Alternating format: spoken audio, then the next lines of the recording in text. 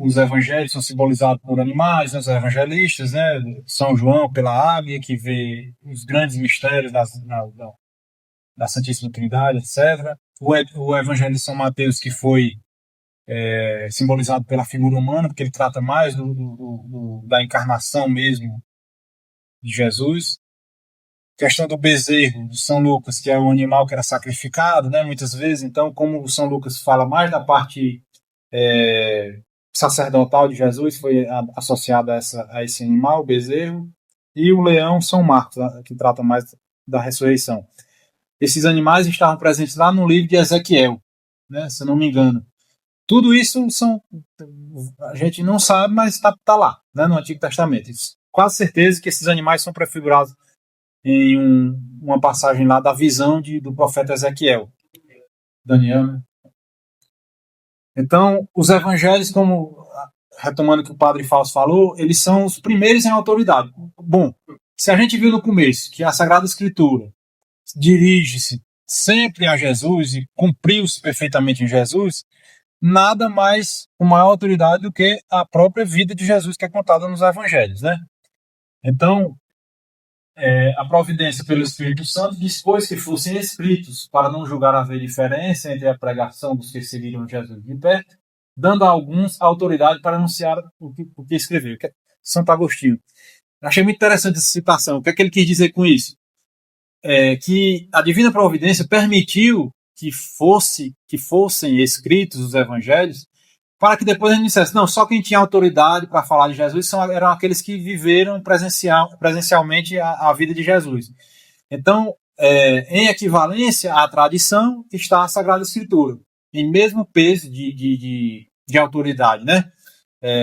Eu achei muito interessante essa citação de Santo Agostinho.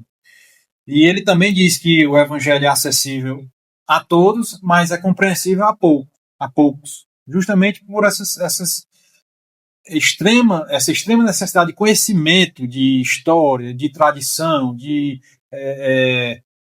símbolos, né? Símbolos mitológicos e históricos que estão contidos no Antigo Testamento. Então, os grandes santos doutores da Igreja, eles simplesmente dedicavam-se exclusivamente a meditar as Sagradas Escrituras.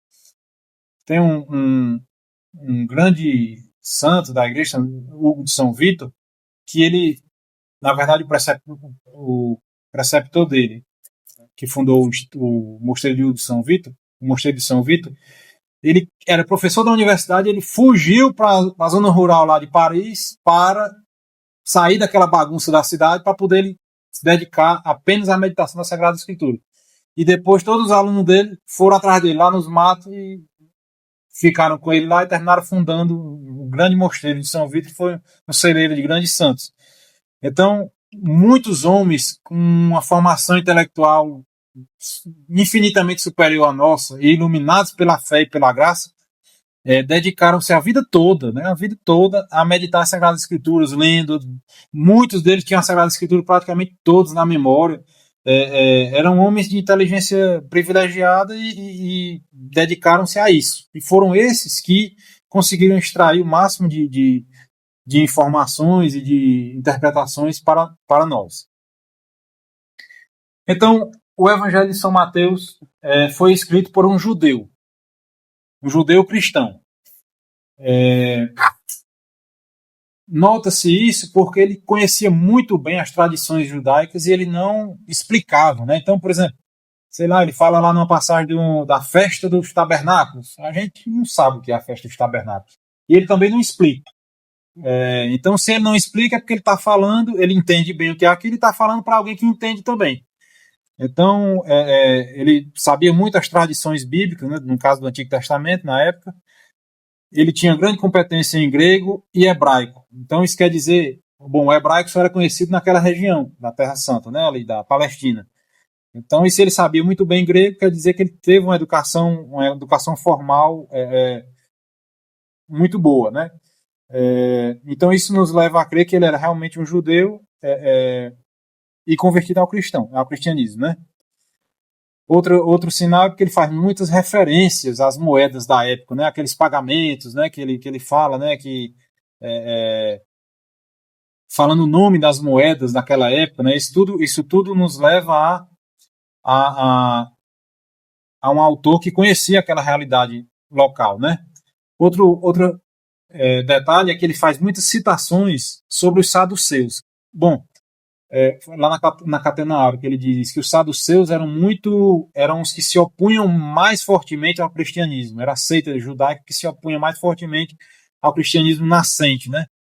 E como ele cita muito esses saduceus e os seus hábitos e costumes, é mais uma ferramenta que nos leva a crer que ele era desse povo, né? Deve ter escrito próximo do ano 70, né, que esses saduceus foram todos dizimados para a invasão lá de Roma, que destruiu o templo e tudo mais. Esses saduceus foram dizimados. Então, quer dizer, se ele está falando dos saduceus ali no presente, né, quer dizer que aqueles saduceus ainda estavam em atividade. Então, ele deve ter escrito por volta desse ano 70 aí. Também outra ferramenta, outro detalhe que nos leva a crer essa época aí do ano 70 é porque ele fala muito que o templo vai ser destruído, né? O templo vai ser destruído e tal. E o templo foi destruído por volta do ano 70, né? Os romanos destruíram praticamente a cidade de Jerusalém e deixaram somente um pedacinho lá do templo, que está lá até hoje, que eu acho que é o Muro das Lamentações, né? E deixaram justamente para isso, né? Para o povo ver que ficou só um restinho lá do templo deles, né? Então ele falava para os judeus que viviam na Palestina e nas proximidades, por esse conjunto de detalhes que a gente falou aqui. Fala-se que deve ter sido escrito em língua semítica, né, o hebraico, o aramaico, que eram as línguas locais faladas naquele tempo, e depois foi traduzido para o grego. O grego, na época, o grego koiné, né? Era o grego que era falado, era como se fosse o inglês hoje. Naquela época, toda a região dominada ali pelos romanos ainda falava grego, né? Então era como se fosse a língua internacional daquela época. A educação das crianças e dos adultos, tá, etc., era feita em grego, né? Então, se o camarada sabia grego, é sinal que ele tinha uma formação intelectual formal, né? Não era um analfabeto, né? Ele aborda problemas, costumes e instituições judaicas sem dar muitas explicações, como eu falei agora, né? Mais de 200 referências à escritura judaica. Então eu botei aqui algumas imagens, só a título de ilustração, não sei se vai ser muito... para a gente ter uma ideia de como é que era lá a geografia do lugar, né? Então, deixa eu ver aqui. Não tem como eu usar o... Deixa eu ver aqui uma coisa.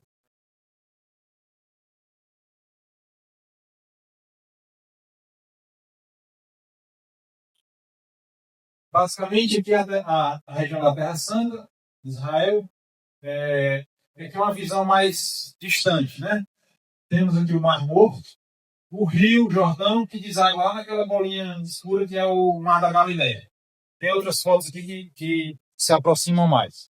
Então, dando um zoom um pouco maior, Mar Morto, o fiozinho que corre aqui, que é o Rio Jordão, e o Mar da Galileia lá em cima, que é um lago, né? A gente vê que o Mar da Galileia é um lago.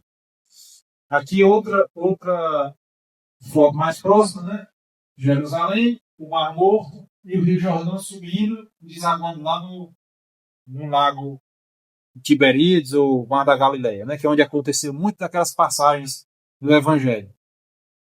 Eu botei só aqui a título de curiosidade, né? A extensão do Rio Jordão, em torno de 104 quilômetros. Eu fiz a analogia, é mais ou menos a extensão daqui, do nosso Rio Jaguaribe, como fosse daqui para Aracati. Só para a gente ter uma ideia espacial, né, do que se trata aquele território onde tudo aconteceu, né? É um território relativamente pequeno, né, que a gente observa. E o tamanho do lago, do Mar da Galileia, 20 quilômetros de extensão. Quer dizer, ele é menor do que o Castanhão. O Castanhão nosso aqui, quando está cheio, ele tem em torno de 40 e poucos quilômetros de espelho d'água, né? Então é como se fosse a metade do Castanhão. Certo? Uma curiosidade para a gente ter uma ideia do que representa essas realidades, né?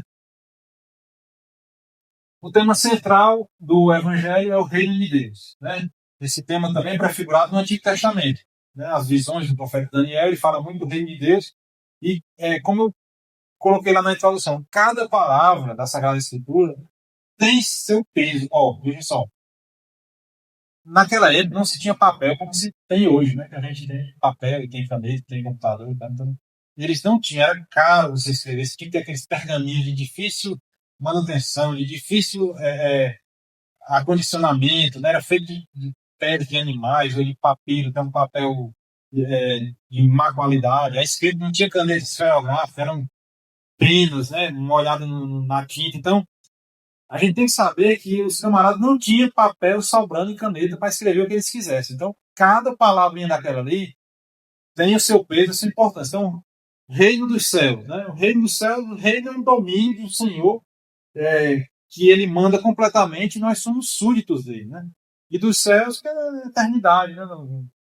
Na realidade espiritual. Então, o tema central desse Evangelho de São Mateus é o reino do céu, tendo Cristo como centro, e esse reino se espraia nos diversos domínios da nossa vida, né? O domínio ético, quer dizer, ética e moral, basicamente é a mesma coisa. A nossa vida de ação humana, né? Escolher o que é bom e o que é ruim, o que eu devo e o que eu não devo fazer. Então ele nos diz no Evangelho de Mateus, muito abundantemente, o que nós devemos fazer nas nossas ações práticas. Do que nós devemos nos arrepender, tentar buscar uma vida disciplinada. Ele fala as bem-aventuranças, né, que é outro trecho de difícil compreensão para nós, numa leitura mais rasa. Ensina a humildade que Jesus teve, nos mostrando que nós devemos ser humildes também. Oração, jejum, esmola, quer dizer, ações práticas que a gente vê sendo praticadas abundantemente pelos personagens, Jesus e os outros, que nós devemos nos guiar por eles, né? Também há esse reino dos céus se transmite na nossa realidade eclesiástica, ou seja, o poder salvífico da igreja, né, quando ele confere, lá no final a gente vai ver, né, que ele confere as chaves do reino dos céus para São Pedro, ele confere o poder dos apóstolos de perdoar, de reter os pecados. Então, ele está ali gerando a autoridade, que é essa mesma autoridade que a gente se submete hoje, né? Quando um papa fala escada, ou seja, solenemente para a Igreja Universal em assuntos de fé e moral, ele está dizendo uma coisa que a gente deve obedecer de cabeça baixa mesmo, porque a autoridade que ele recebe foi dada aqui por Jesus nesse momento da sua vida, né? Os sacramentos, né? A autoridade dos apóstolos, enfim. E a realidade escatológica também, o reino dos céus no fim dos tempos, como é que vai ser, né?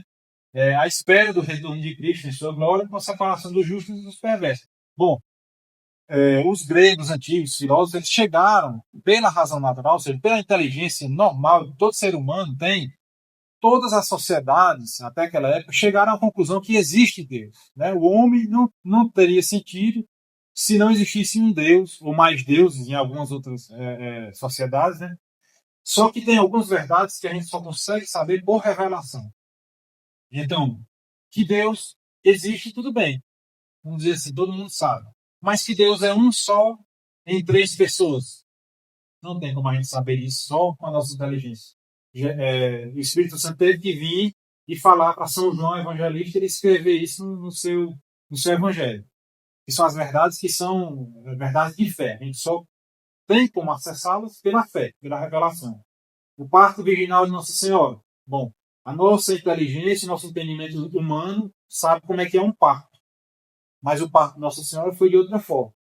Isso tem como a gente saber de forma natural? Não. A gente só pode saber de uma forma sobrenatural pela nossa fé. E outra verdade de fé é essa, que Cristo vai vir uma segunda vez e vai recompensar os justos e vai punir os perversos, né? Então, esse é o reino dos céus que é tratado de forma mais detalhada durante o Evangelho de São Mateus, né? E ele segue basicamente essa sequência, né? Ele vai mostrando o que aconteceu na vida de Jesus. Primeiro, o seu batismo, primeiro a genealogia, né? O seu batismo, vai para o deserto, ser tentado pelo demônio, vai pregar, vai fazer seus milagres, vai sofrer a sua paixão, vai ser ressurreição e vai subir aos céus. Pronto. Essa é a sequência resumida do Evangelho de São Mateus. E isso tem algo a nos dizer, né? Para nós, a nossa caminhada de fé, para poder a gente chegar ao reino dos céus, que é o assunto principal do Evangelho.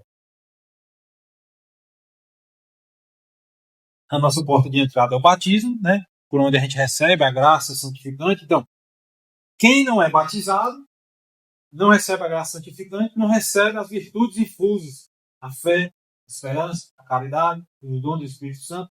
Quem não é batizado não tem isso. Então, a nossa porta de entrada, de acesso à vida cristã, é o nosso batismo. No momento que ele fala lá sobre as tentações, ele mostra que a gente também deve perseverar nas tentações, porque nós sofremos tentações sempre, né? E a gente deve perseverar como Jesus perseverou. E quando a gente vencer a tentação, com a graça de Deus, temos que nos fazer idôneos, ou seja, vencemos a tentação, então a gente tem que transmutar isso na nossa vida real e concreta para que a nossa vida seja um espelho daquela virtude que foi desenvolvida pela graça de Deus e para que os outros vejam, né, que a gente seja a luz do mundo, né, que Jesus fala também lá no Sermão da Montanha. Nós devemos, como o Padre falou no final da missa, e glorificar as nossas vidas, né? Como é que é? Glorificar as nossas vidas. Então, transmitir aquilo de forma concreta para o próximo, né? Mostrando a fé pela obra e pelo exemplo, e para isso receber a recompensa na vida eterna. Então, assim, esse é o caminho. A gente não consegue. Bom, Deus pode fazer de qualquer jeito, né? Ele pode pegar o pior pecador e jogar na vida eterna lá na hora que ele quiser, como ele fez com São Paulo, e assim vai. Mas para nós não deve esperar, não vai ser assim tão fácil. O esquema básico do Evangelho de São Mateus, uma visão geral para depois a gente entrar mais especificamente. Ele tem um prólogo, que é o primeiro e segundo capítulo, que trata da genealogia de Jesus, o nascimento, a fuga para o Egito e o seu retorno para a região da Terra Prometida. E depois ele é dividido em 5 livros, como se fossem 5 livros. Isso remete também a uma intencionalidade de relembrar adorar, que era o livro da lei dos judeus, que são os primeiros 5 livros da Bíblia, né? Então, é mais uma analogia que ele quer fazer para os judeus da época, que Cristo é a continuidade do que Deus quis revelar no seu povo escolhido, né? Então, não era um rompimento, não era uma coisa totalmente apartada. Ele está mostrando, ó, meus amigos, meus irmãos judeus, Cristo veio, fez tudo isso aqui, a verdade é ele agora, mas ele não é uma coisa nova, separada, tá? Ele vem de toda essa tradição, né? E todos os livros são divididos em discursos e narrativas, né? Primeiro, a narrativa é uma história que o evangelista conta, aconteceu isso, tal dia fez isso, aconteceu isso, e depois um discurso de Jesus revelando determinadas verdades para nós. Que no primeiro livro, que é dos capítulos 3 a 7, a narrativa são os ministérios de João Batista e de Jesus, e o discurso, que é o Sermão da Montanha, né, tão conhecido. O segundo livro são os capítulos 8, 9 e 10, tem narrativa de milagres, e o Sermão Messiânico, né, que quando ele envia os apóstolos pela primeira vez para ter essa experiência missionária. Terceiro livro, com as narrativas de polêmicas com os fariseus, etc. E as palavras do reino, as parábolas do reino. O quarto livro, né, algumas viagens também, milagres, e o sermão eclesiástico, que ele vai tratar de uma forma mais abrangente sobre a vida em igreja. O quinto livro, né, o capítulo 19 a 25, alguns outros acontecimentos e o discurso no Jardim das Oliveiras, antes da sua paixão, que é a sétima parte do livro, que termina com a missão que ele quer nos mandar seguir, né? Então, alguns detalhes, né, que incrementam essa nossa leitura do primeiro capítulo de São Mateus, né?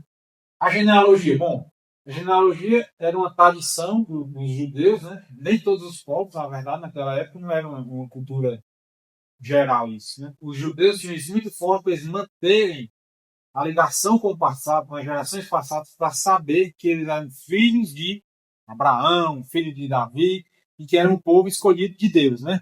A gente tem que pensar o seguinte: aqueles povos, praticamente todos, eram panteístas, ou seja, acreditavam em vários deuses. Isso é um exercício de imaginação que a gente deve fazer. Os gregos tinham deuses para todo quanto é lado, né? Deus do amor, Deus disso, Deus daquilo outro.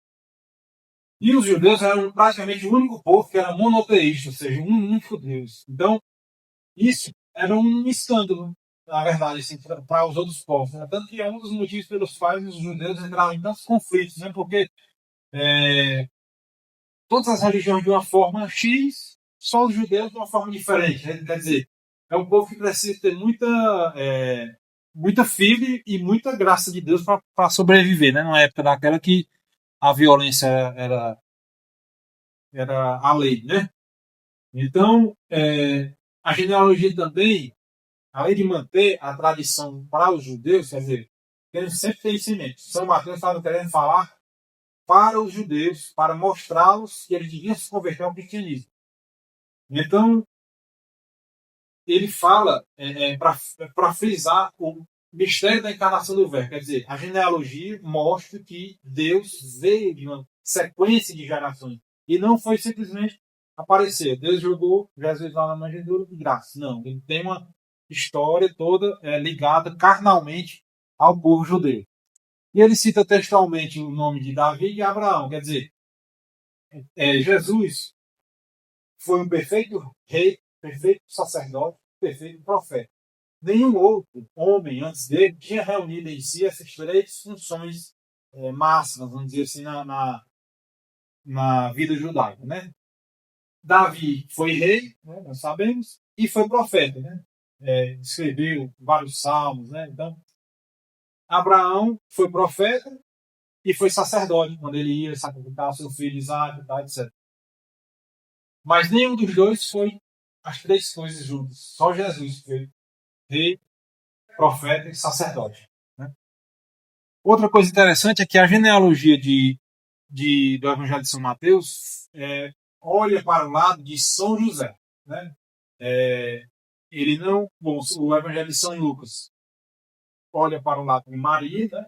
E o Evangelho de Mateus olha para o lado carnal de São José. E eu achei interessante esse pequeno trecho, né, no versículo lá, que diz José, esposo de Maria, da qual nasceu Jesus. Quer dizer, isso aí frisa que São José é pai adotivo de Jesus. Ele é chamado esposo de Maria, não pai com propriedade, pai biológico, não é. Né? Então,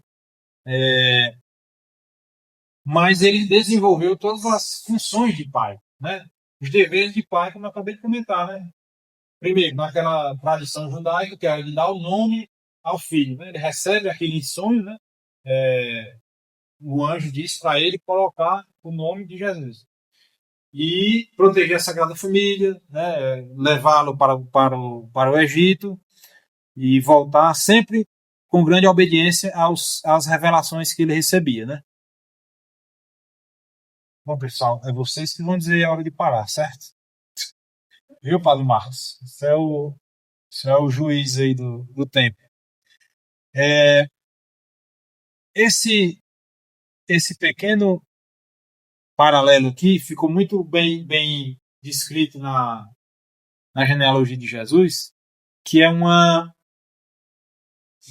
simbologia. A gente já pula do sentido literal para os sentidos mais superiores, que a gente falava anteriormente, né? Sentido alegórico e mesmo sentido anagógico, que é o paralelo entre a Sagrada Família, né, no meio, que ela é um reflexo da Santíssima Trindade lá em cima, né? O Pai Criador, o Filho Redentor e o Espírito Santo representariam no Pai da Sagrada Família São José a proteção e o provimento da família, a mãe com o seu amor, né? E Jesus encarnando toda a colaboração da criação. Então, isso nos diz algo na prática, aí já é o sentido moral, né?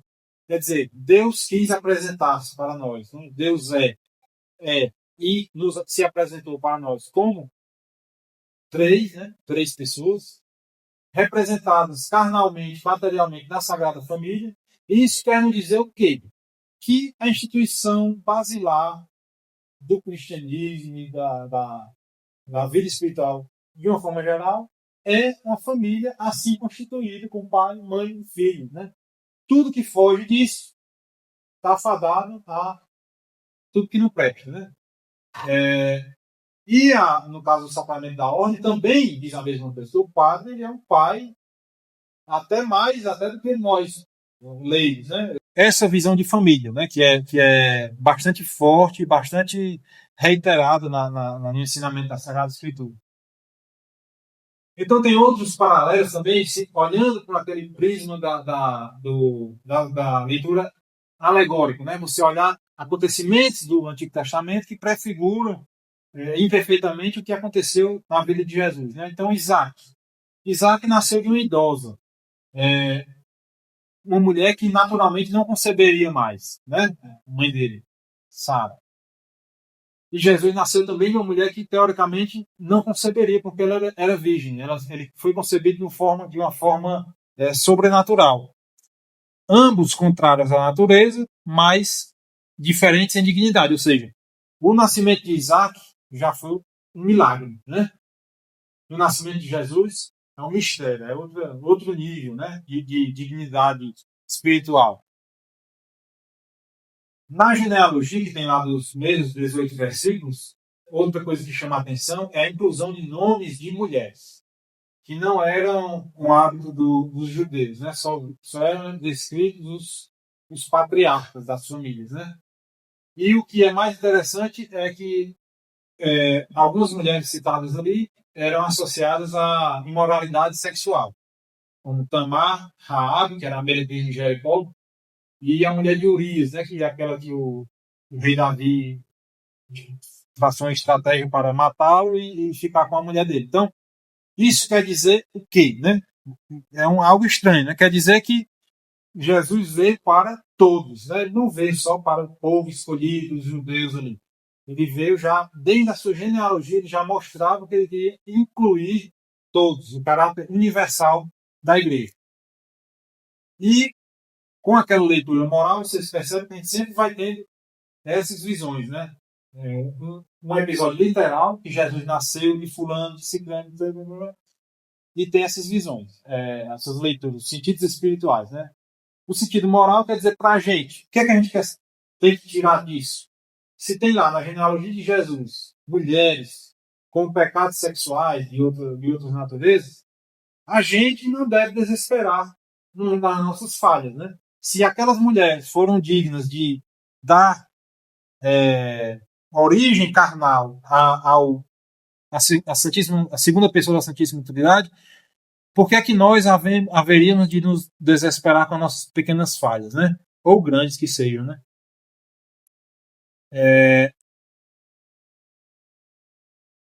Bom, aqui algum detalhe também, aquela história lá de que na passagem lá diz que Maria estava prometida a José e tal, e se casar. O procedimento de casamento daquela época era um pouco diferente do que é hoje, né? O noivado legalmente já funcionava como um casamento, né? E podia durar até um ano, né? Eles já eram legalmente casados, mas ainda não conviviam, né? E tem outro trecho interessante que realmente, quando a gente lê, é um daqueles trechos difíceis, né? Que você vê, São José pensou em despedi-la, né? Meu Deus, né? Como é que pode, né? Como é que eu vou entender isso, né?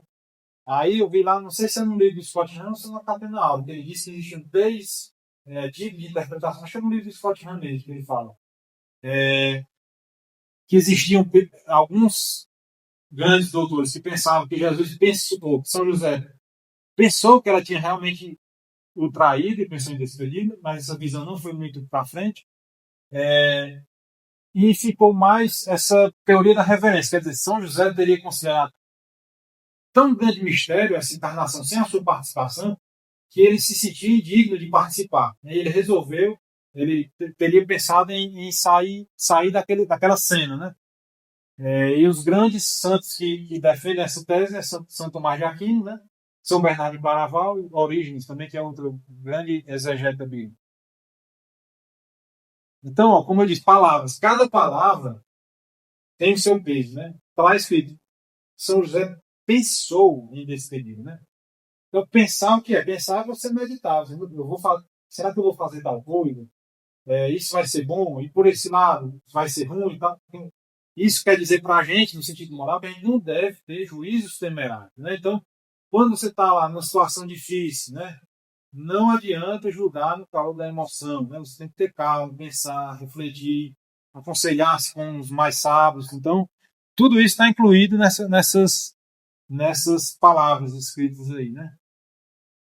Outra coisa que fica nítida ainda é o paralelo de São José com José do Egito, né? Daquela passagem lá dos filhos de Jacó. Né?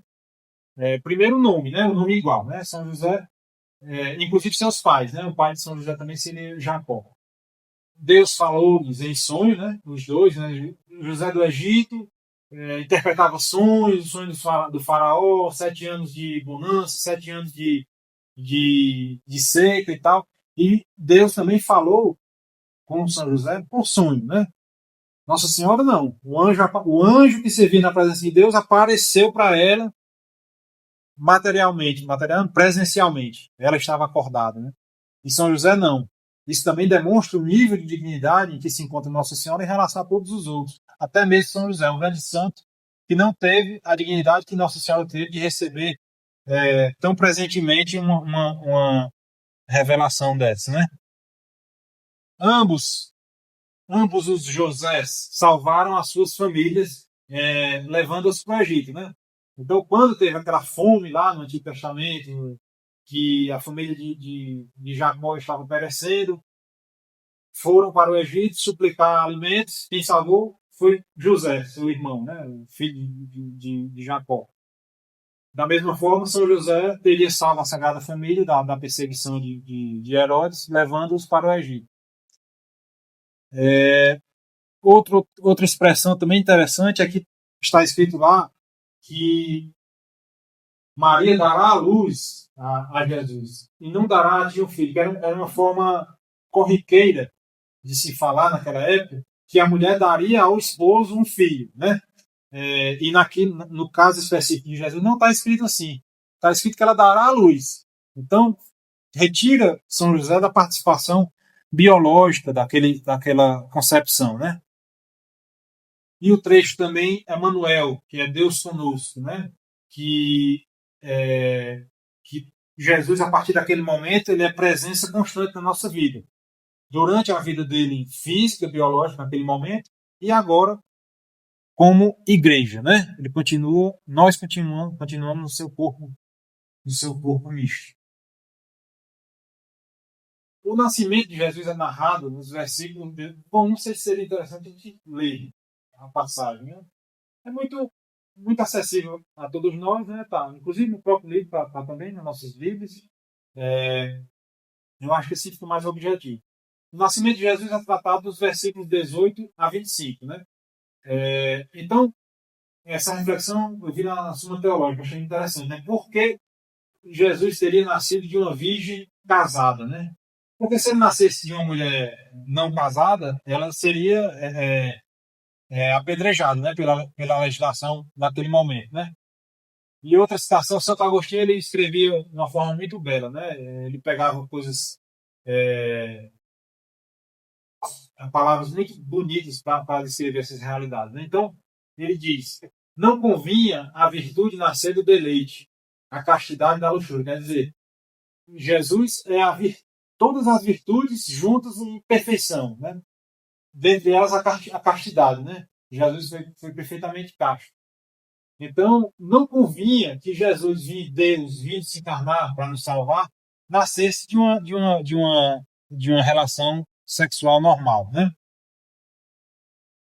E a velha questão lá, né, que Padre Paulo Ricardo, outro conhecido nosso, né, ele ensina tão bem, né, que aquela história de que inclusive é uma questão dos nossos irmãos protestantes, né, que Maria não seria mãe de Deus, né, seria apenas mãe de Jesus, né. E o Padre Paulo Ricardo ele faz esse paralelo, né, quer dizer, quando você pergunta a uma mulher se ela é mãe, se ela tem um filho, se você é mãe de quê? Você não pergunta isso para a mulher, você pergunta se é mãe de quem, né? De uma pessoa. E Jesus é uma pessoa que tem as duas naturezas, divina e a humana, né? Então, Nossa Senhora realmente é a mãe de Deus, como a gente professa nessas orações, né? Então, o evangelista também escreveu especificamente que ela concebeu antes de eles coabitarem, ou seja, de eles morarem juntos. Então, quer dizer que eles já podiam coabitar. Como eu mostrei antes, o noivado durava um ano, e em algum período daquilo ali eles já podiam morar juntos, mesmo antes da celebração concluída. Né? Então, o evangelista bota isso aí no texto para dizer que ela foi, Jesus foi concebido antes deles terem união carnal, que não tiveram nunca, né? É só para uma questão de reforço. E esse trechozinho aí, São João Crisóstomo que coloca. Tem alguma passagem lá, não sei se é Êxodo ou Gênesis, que tem lá o trecho, que os genros de Ló coabitavam com ele. Quer dizer, genro de Ló. Jacó, né? Jacó casou com Raquel e com Lia. Acho que é. E ele, Jacó serviu a Labão por 7 anos para casar com Raquel, só que ele deu primeiro Lia para ir, né? Então, assim, Jacó morou 14 anos com seu sogro dentro da casa com as meninas lá dentro. Então, quer dizer, a cultura judaica permitia esse tipo de relação, né? Então, o evangelista trata de colocar isso expressamente, literalmente, para dizer, olha, eles podiam coabitar, mas não coabitavam. Nesse período que eles não coabitavam, Maria concebeu. Então, tudo isso tem um sentido de reforçar o sentido da concepção virginal de Nossa Senhora. E está lá escrito também, né, que Jesus salvará o seu povo dos pecados. Né? Não é, os judeus esperavam um líder político. Né? Eles estavam, historicamente, né, os judeus estavam dominados por Roma, né, o Império Romano, desde lá da Itália, todo o mar Mediterrâneo, ele estava dominado pelos romanos. E os judeus estavam tendo que pagar impostos, aquele povo estrangeiro e tal, e era uma situação muito ruim, né? E eles esperavam um líder, né, um Messias, que viesse para salvar a lavoura física aqui, né, tirar os romanos de lá. Mas o Evangelho está dizendo que salvará o seu povo dos seus pecados. Né? Não é salvar o povo do jugo dos romanos, por exemplo. Né? E é isso que, o evangelista Mateus está falando para os judeus daquele momento para tentar convertê-los. Né? Então ele está dizendo, Jesus veio, não foi para salvar a gente dos romanos, veio para salvar a gente dos nossos pecados. Né? Então, peso dessas palavras. Né? E salvar o seu povo. Né? Quem é o seu povo? Né? Não é qualquer povo. O povo de Jesus é o povo que crê nele pela fé. Né? Então, é aquela palavra que o Padre Marcos sempre usa, né? Se você quiser, né, Padre Marcos? Se você quiser, você faz parte do povo de Jesus. Se não, meu amigo. Aí, mais uma citação de Santo Agostinho, que ele fala também sobre a concepção e o parto virginal de Nossa Senhora, né? Então, em determinado momento, ele diz: o que, tocando, podia fazer voltar à integridade, com maior razão não poderia, ao nascer, conservar em sua mãe sem violar o que encontrou íntegro.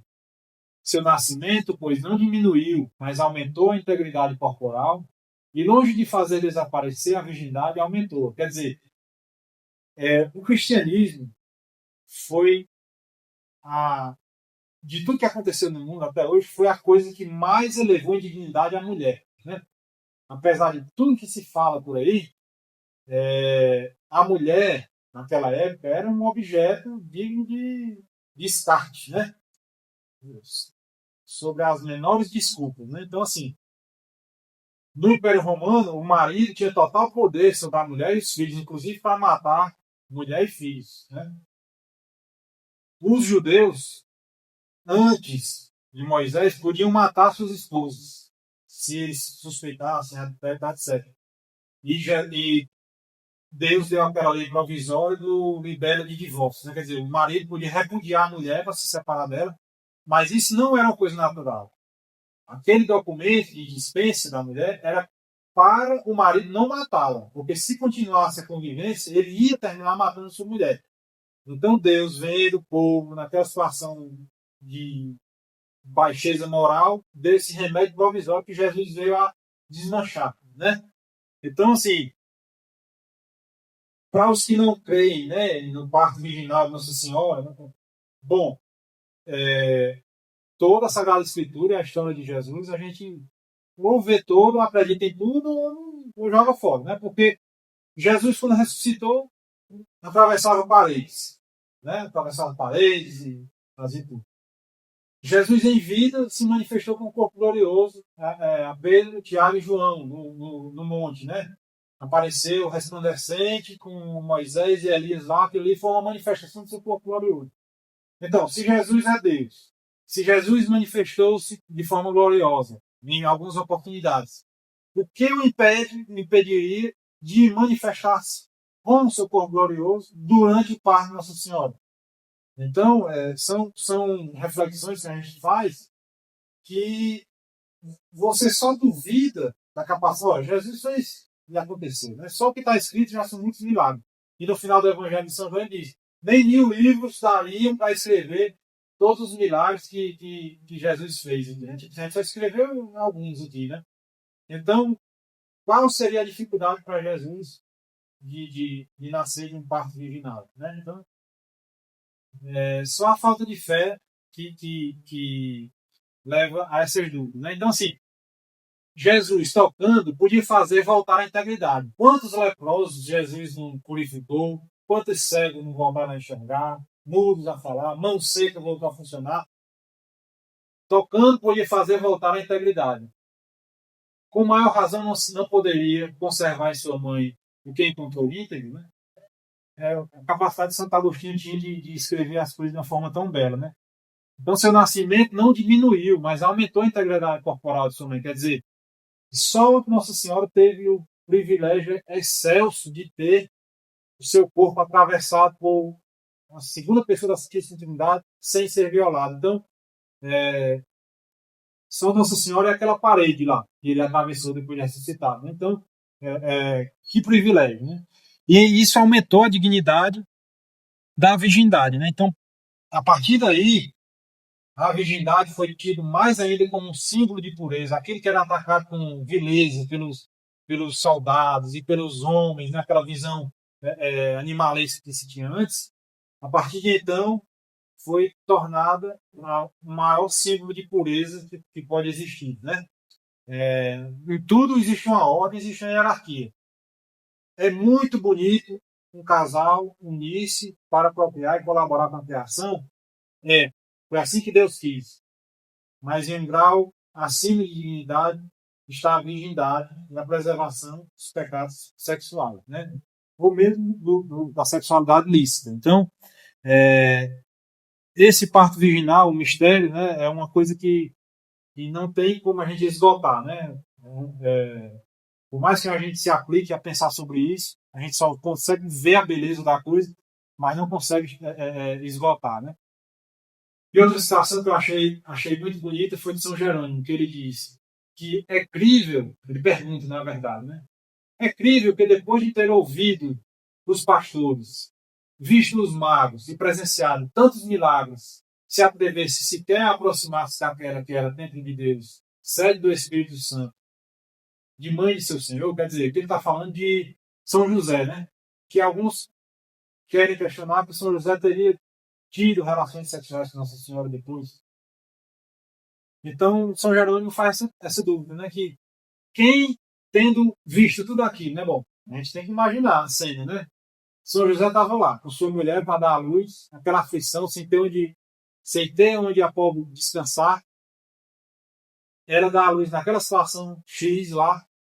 Daí a pouco chegam pastores, né? Enviados por anjos, né? Vão adorar o seu Senhor. E depois chegam reis magos, né? Quer dizer, tudo isso é extremamente inesperado. Quem é que esperaria que sua mulher dá a luz num buraco, numa pedra lá, e vai chegar pastores, vão chegar anjos, vão chegar reis magos de todos os cantos do mundo, e você não vai ver que aquilo ali é uma coisa que você não pode nem postar, né? Porque é uma coisa tão maravilhosa que você não tem a capacidade de chegar perto, né? Tão grande dignidade essa mulher teve. Então, Mais algumas virtudes, né, que são está terminando. Capítulo primeiro, acho que a gente vai encerrar, né? Mais alguns trechos interessantes é a obediência, né? A virtude, né? A virtude da obediência. Adão pecou por desobediência, né? E José elevou a obediência ao grau máximo, né? Por uma revelação em sonho, vendo todo aquele milagre acontecendo na sua mulher diante de seus olhos, ele obedeceu a todas as ordens recebidas, né? A palavra justo, né, sempre que aparecer, refere-se a um santo, né?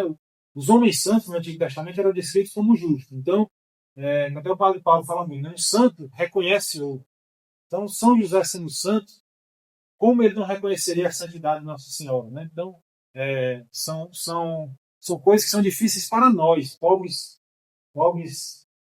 pecadores, né? Mas se a gente se debruçar um pouco e pensar nessas realidades, a gente vai ver a maravilha que é. E o fato de Jesus ter vindo filho de um carpinteiro prenuncia que ele vai morrer no madeiro da cruz, né? Então, assim, tudo isso tem relação, né? Tudo isso tem relação profunda. E aqui essa passagem do livro de Samuel, que ele dizia que eu serei para ele um pai e ele será para mim um filho, né? Então, todo o Evangelho de São Mateus, a genealogia do Evangelho de São Mateus, aponta para São José, aquele que não tem nenhuma palavra, não falou nenhuma vez nas Sagradas Escrituras, mas tem tanto a nos ensinar, né? Então, como essa figura santa.